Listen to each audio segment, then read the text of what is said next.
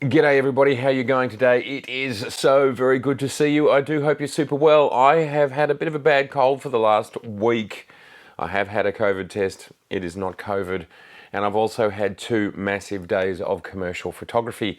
Those things coupled with normal life means we haven't quite got as many videos out this week, so I'm so sorry about that. But some big news from Sony.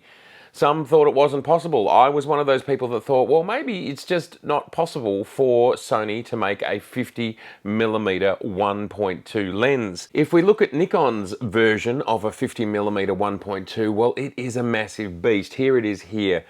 I used it extensively in my shooting over the last couple of days, and it's sublime and beautiful, and I love it. But it is big, and it is the heaviest of the Canon, Sony, and Nikon 50mm 1.2s. As I said, I was one of those people who thought, well, is it even possible for Sony to make a 50mm 1.2 with the E-mount? Now, they've released this lens, but if you look at the fine print, it's actually not a 50mm 1.2. Now, I'm not wanting to split hairs, but it's actually a 47mm. It seems to be what its closest millimeter number equivalent it is to. So why would Sony make a 50mm 1.2 but it's actually a 47, whereas the Canon and Nikon versions of the 50mm 1.2, the modern mirrorless versions, are actually 50mm to the best of my understanding. And I suppose the only thing I can conclude from this is Sony cannot actually make a 50mm 1.2. They can make a 47mm 1.2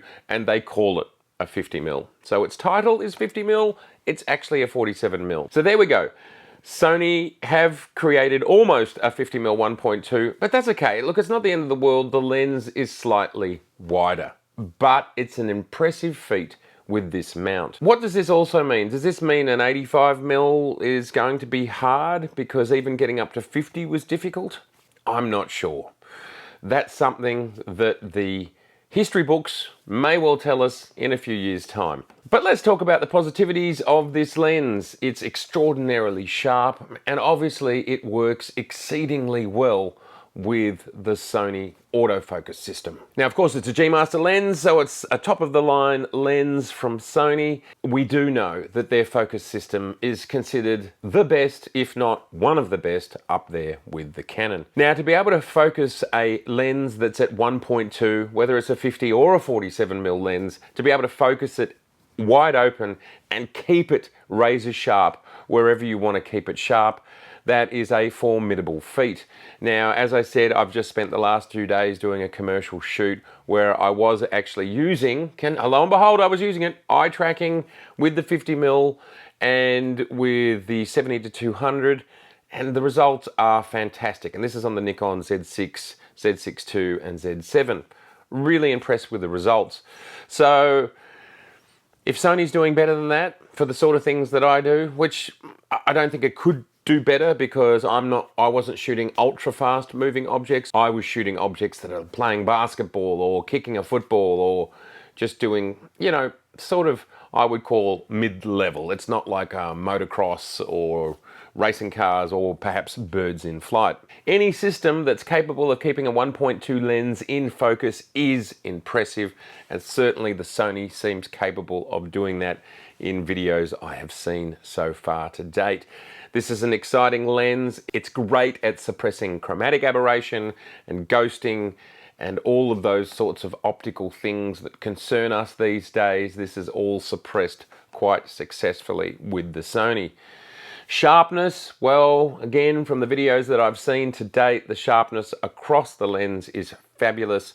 Even when wide open, it is a spectacular lens.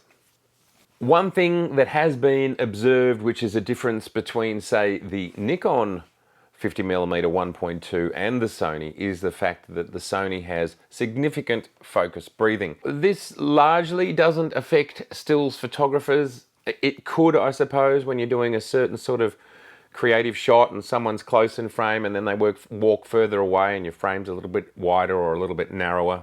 But for stills photographers, it's less of an issue. For video makers, that is a significant thing, and it does denote a less premium lens if it has focus breathing. It does beg the question that Sony, who are endeavoring to be a premium brand, put out such a flagship and important lens as a 50mm 1.2, but then something like focus breathing is just there. Now I wonder what that's all about. Obviously the Sony is smaller and lighter by a fair proportion to the Nikon, which is larger and heavier, but no focus breathing at all, or nothing perceptible. So this is an interesting question, isn't it? There's a couple of sort of forces pulling at each other here. One's not actually a 50mm, another one is. One has focus breathing and another one doesn't have focus breathing. And then beyond these sort of things, I suspect the lenses are very, very similar. Also, when we're looking at them wide open and we're looking at the bokeh balls in the background and the shape that they are across the Canon, Sony and the Nikon, they're all looking pretty similar as to the shape of those background balls. So what does this mean? Well, look, Sony have, again, they've got their marketing baseball bat and they've bashed the baseball out of the park to say we have a 50mm 1.2 asterisk, it's a 47mm, but look, that's not really worth splitting hairs about. As I said, I think it's just more interesting from an engineering perspective. Does that mean a 50mm 1.2 is not actually possible? Otherwise you'd just make one, wouldn't you? Because that's what it is. But besides that one point, this is going to be an absolutely outstanding lens. It'll be a great lens in anybody's kit. It comes in at a similar price point to the Nikon and the Canon, USD $1,999. That's a great price for this sort of lens. I have been loving my 50mm 1.2, and if you were to get a 50mm 1.2 in whatever system that you are in, you are going to thoroughly enjoy it. That's if that's the sort of photography that you like. I'm a photographer who loves short depth of field because it creates depth in a flat medium. It creates character and separation, a sense of color and a sense of mood. There are so many reasons why short depth of field is interesting.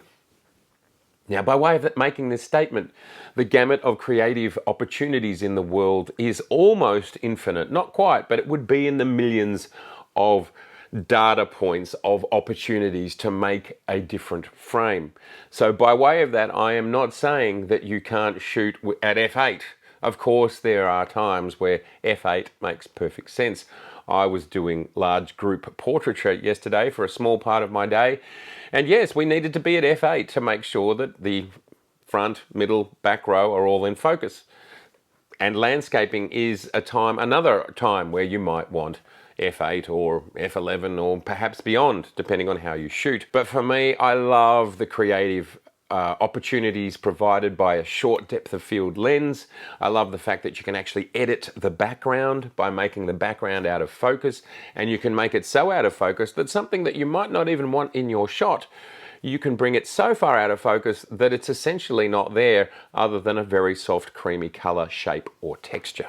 Whatever system you're in, I'd thoroughly recommend thinking about lenses like this. Even a 50mm 1.8 gets you 90–95% of the way there to these sort of artistic outcomes. A 50mm 1.2 prime is a specialized lens, is an expensive lens, but they do deliver. And this Sony lens delivers in spades.